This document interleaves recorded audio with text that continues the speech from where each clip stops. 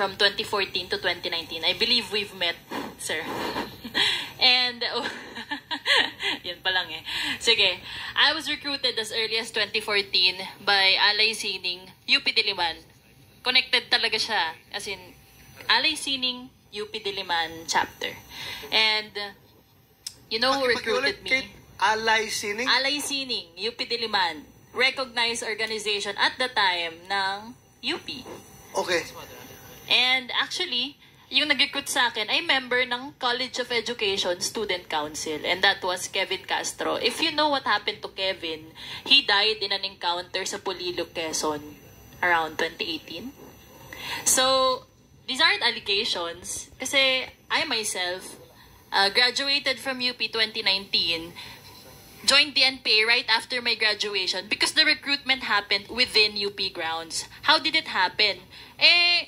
Ang nagre-recruit sa amin is members ng student council.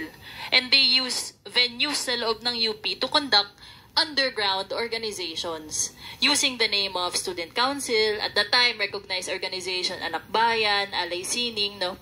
We use these university venues, the halls of UP, no, to conduct underground activities. I remember one time member ng student council ang nagpa-reserve para magkaroon ng cultural night ang Kabataang Makabayan, which is illegal. No, it's an NDF organization operating underground. And you know what we did within UP grounds? No, as KM Cultural Night, we collected support from students na ipapadala namin sa NPAs. And that's happening, no, inside the universities. And you know, these aren't allegations because I was there. And how do these organizations remain to be recognized? I don't know at present, no, if recognized pa tong mga organizations na to. I think before nung nasa UP ako, nagkaroon ng issues na hindi ma-recognize yung mga frats na involved sa violence. Pero what about these organizations, no, na inciting violence? I remember way back, no, Anak Bayan and LFS conducted pagpupugay. I don't know if you know that, but they were very proud, no, na maraming mga estudyante ang namamatay as NPA, na they were proud na alumni nila yon, no. I can only name a few. I think student ng UP si Len Dumanais na namatay bilang NPA sa Abra. Student ng UPLB si Rona Jane Manalo, nakasamahan kong NPA sa Palawan. Namatay siya sa encounter, nabuhay ako. Magkasama kami sa encounter na yon. Sino pa ba? JC Alberto ng UPLB. And I know them because we all previously worked as student council. I was then counselor of College of Education Student Council. Raul Manuel was chairperson of College of Arts and Sciences, UP Visayas. And sino pa ba? Kevin Castro, chairperson namin. There are lots of students, no, members of student council who eventually joined the NPA. And that's not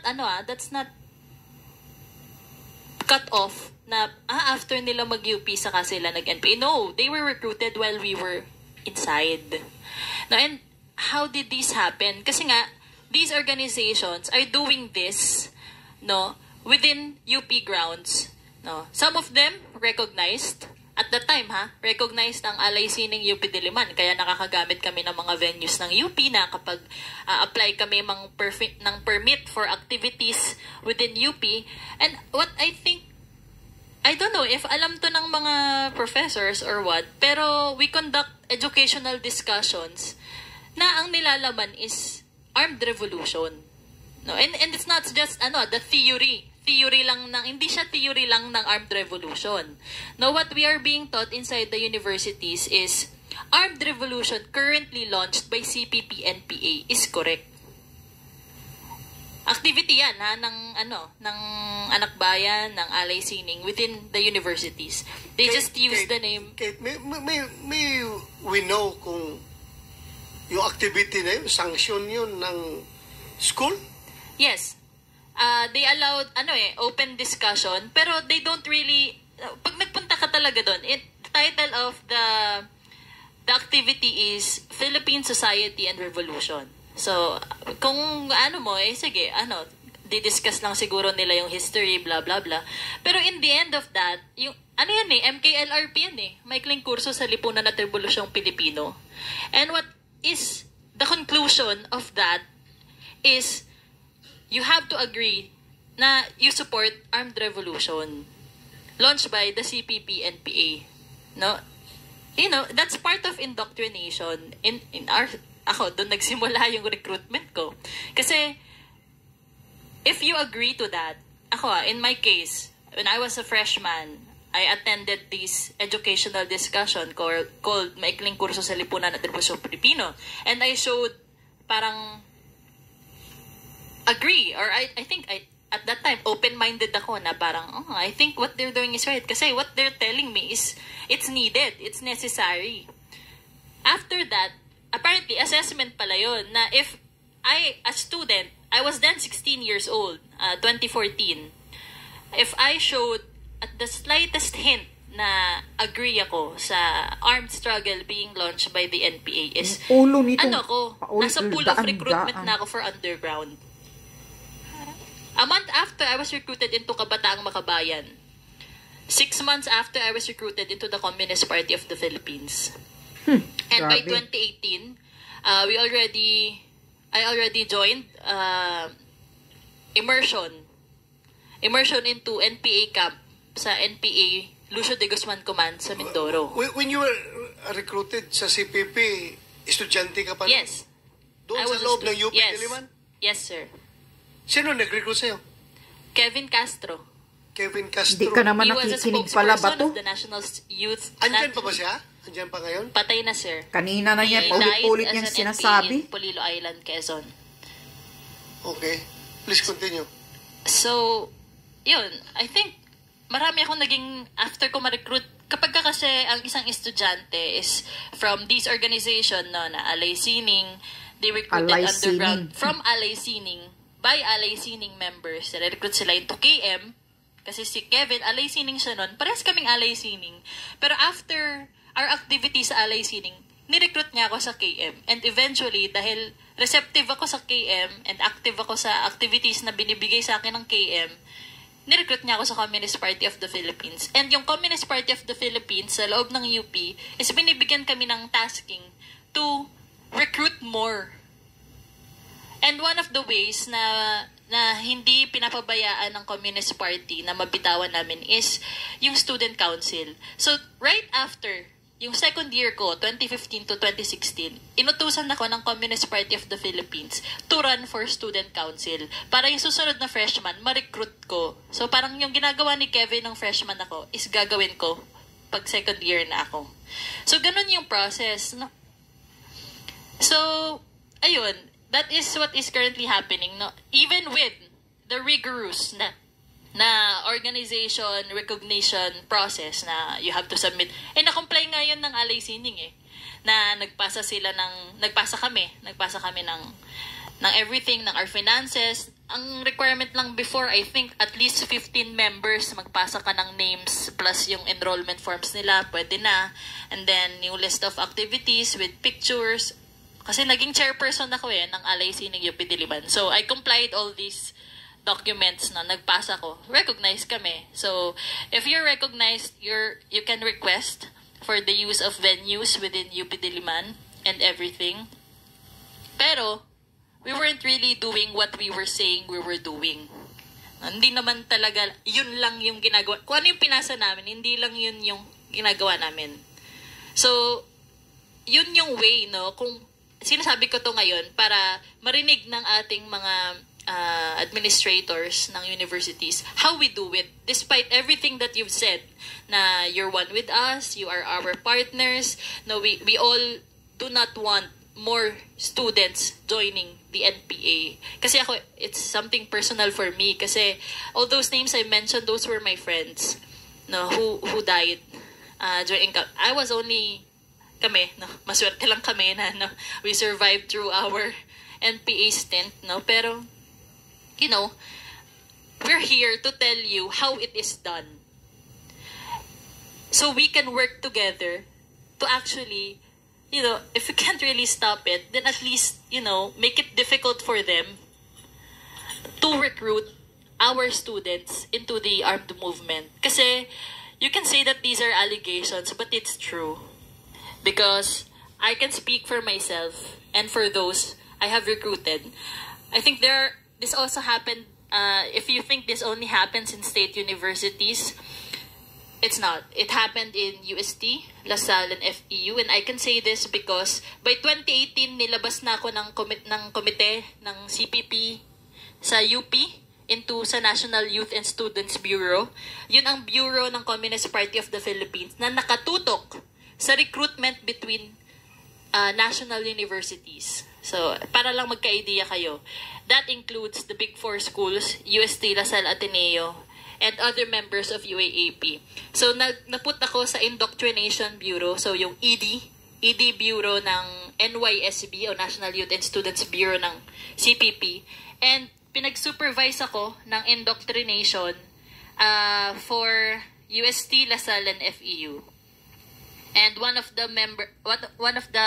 members ng UST, Anak Bayan, na also na-recruit into NPA. So if you think this only happens in state universities, may na-recruit din ang CPP into NPA sa UST. And she's still currently active. NPA sa Northern Samar, Irish Rodriguez.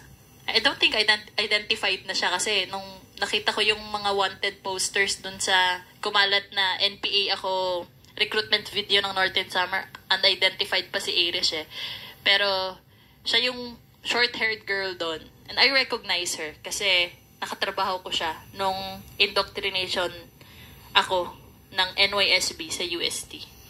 So, yun. I'm here to tell you how it happened. How they persist even with all these rigorous processes for organizations to exist in UP. And I'm here to, kung pwede ngang nahihirapan nga yung mga fraternities na mag-apply sa organization recognition, gawa ng meron silang issue ng hazing. Bakit kaya pa rin ma-recognize ng Anak Bayan given na yung activities nila is very proud sila na yung alumni nila ay namamatay as NPA. And that's public knowledge. Hindi naman yan mahirap i-research. Search na lang yung Facebook page nila at nagpo-post sila doon ng mga pagpupugay kay Kevin Castro dahil namatay siyang NPA. Terrorist organization na nga NPA and they're proud na yung members nila ay napupunta doon. Isn't that enough para hindi sila i-recognize? I don't know how I can help you as UP administrators, but here I am telling you how it happened para I think ma-understand. Thank you, Kate. Any response sa Professor Agpawa? Agpawa. Kulang lang na sa Kate. Yeah, it was misspelled. But okay. Yes, Senator, those points were duly noted, and we'll look into these. I think we will have to do a review of our current guidelines on student accreditation and yan na naman. The way they conduct their activities on campus. Senator Bato, idikdik mo talaga ito, dahil itong mga sinasabi ni Kate ngayon, talagang totoong experience niya. Kaya nga lumabas na siya Kasi mabuti na lang nabuhay siya sa encounter ng mga rebelde doon sa bundok ng mga military. Kailangan nyo talagang ipasarado yung UP na yan. See, totoo naman yan, yung SST, yung tatlong eskwelahan, sinasabi ni Kit ngayon, university. LaSalle, LaSalle University. Marami din ang namatay dyan ng mga estudyante na nare-recruit na naging NPA, armed struggle, dinala na sa bundok, NPA na. So ano to? Ito ang pinaka-deadly na mga kalaban. Sana itong mga eskwelahan na to, ito sana ang dapat i-focus ninyo dyan na imbestigahan para talagang mahinto na itong mga recruitment na to. Yan. Yung sinasabi ni Kit, buti nabuhay siya. Siya isang witness na nagpapakatotoo na yung mga recruitment sa UP Diliman, student council ko no, on the ground, yung anak bayan, yan ang mga terorista. Kaya talagang tutuhanin nyo na ang hulihin ng mga yan. Ngayon nga, si Harry Roque, na nakikita lang ng pag-grade ng Pugo, nakita lang yung papel na andoon yung pangalan niya, kasi nagiging lawyer siya ng isang company dyan, na wala namang kaalam-alam si Harry Roque na member ng Pugo, or ano yung babaeng Chinese na yun, grabe na ang panggigipit pag-imbestiga sa kanya ngayon sa Senado at sa Kongreso, na wala pa kayong katotohanan, wala kayong totoong ebidensya, at inaamin na ni Harry Roque na wala talaga siyang kaalam-alam kung ano yung Pugo na, pero pilit nyo nang ididikit ang pangalan ni Harry Roque sa Pugo, na nakikita lang yung papel na may pangalan ni Harry Roque.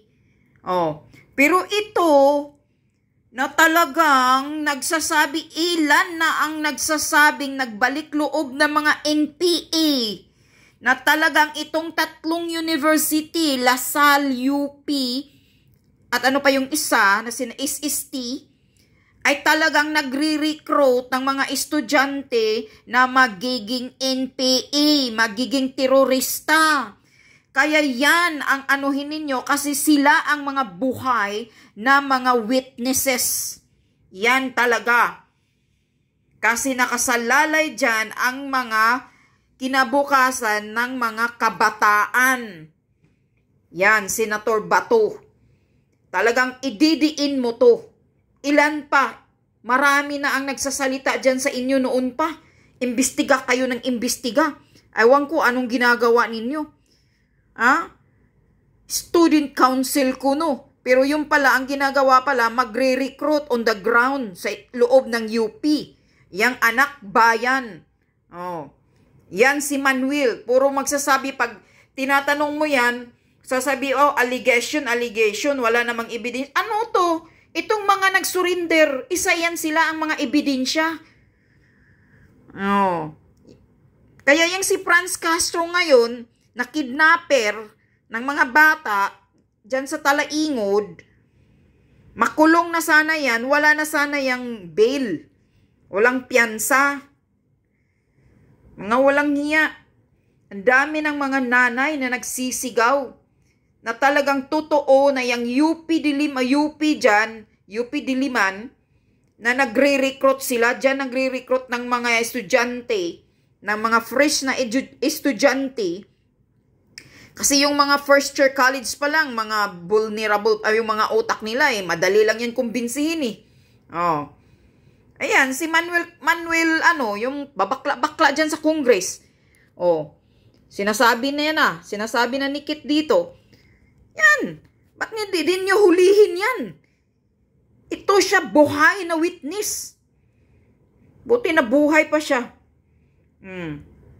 Dami ng mga buhay na witness. Hindi kayo nag-focus dyan sa mga NPA terorista, ng mga hinayupak na yan. Yan ang dapat ninyong mag-focus kayo, mga pulis, na mga iskalawag, kayong mga nandoon nakaaligid-aligid sa QOGC, dito kayo magkaaligid-aligid sa UP Diliman, sa SST, na mga university na nagre-recruit ng mga estudyante na para gawing NPA, gawing terorista.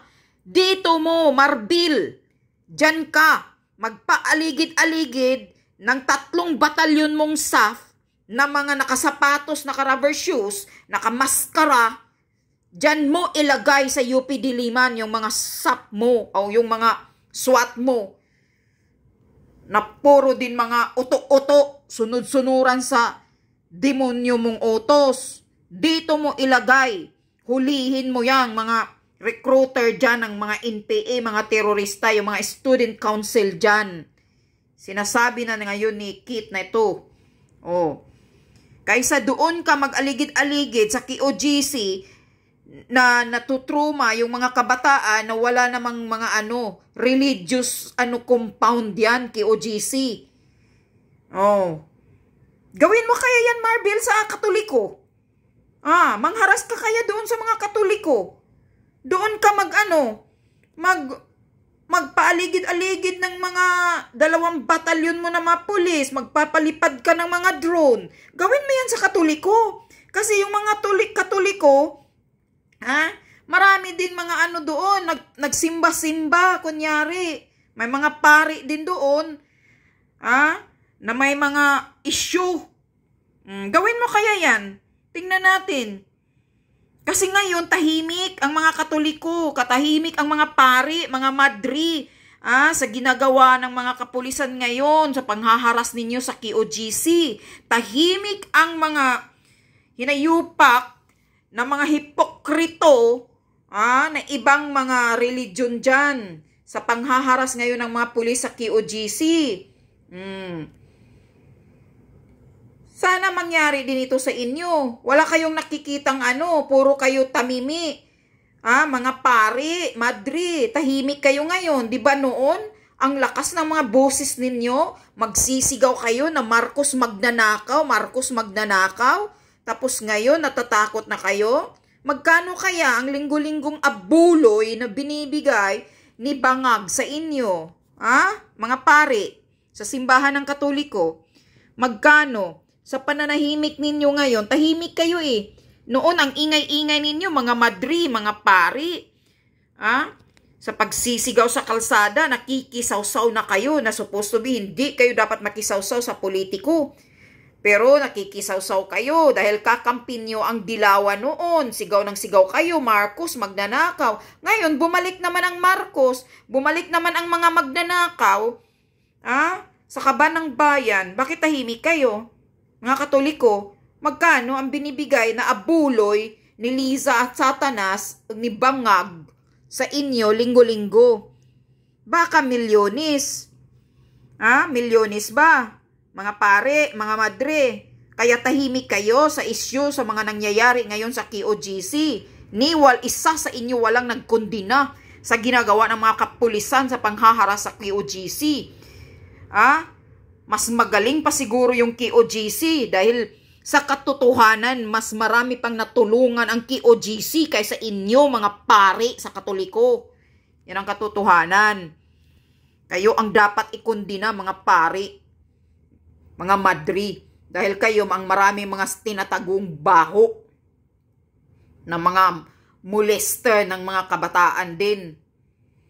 Kayo ang dapat ikondina, pero itong si Pastor Kibuloy, na ang ginagawa niya kundi tumulong sa mga mahihirap, maraming pinapaaral, maraming mga pamilya ang binibigyan ng pangkabuhayan, tumutulong sa mga bagyo kung anong nangyayari sa Pilipinas, nakipaglaban sa mga NPA, si Pastor Kibuloy noon, namuntik nang madali nga si Pastor noon dahil sa pakipaglaban niya na masugpo ang mga NPA sa Davao.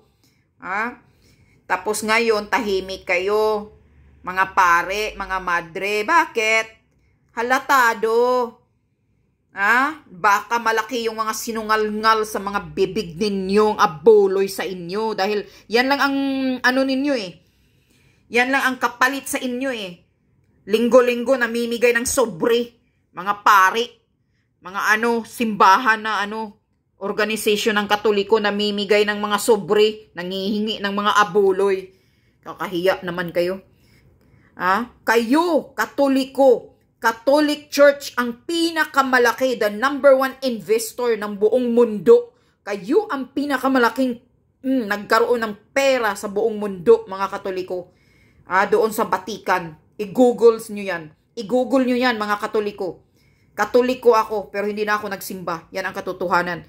Dahil disappointed ako sa mga isyu ng pari.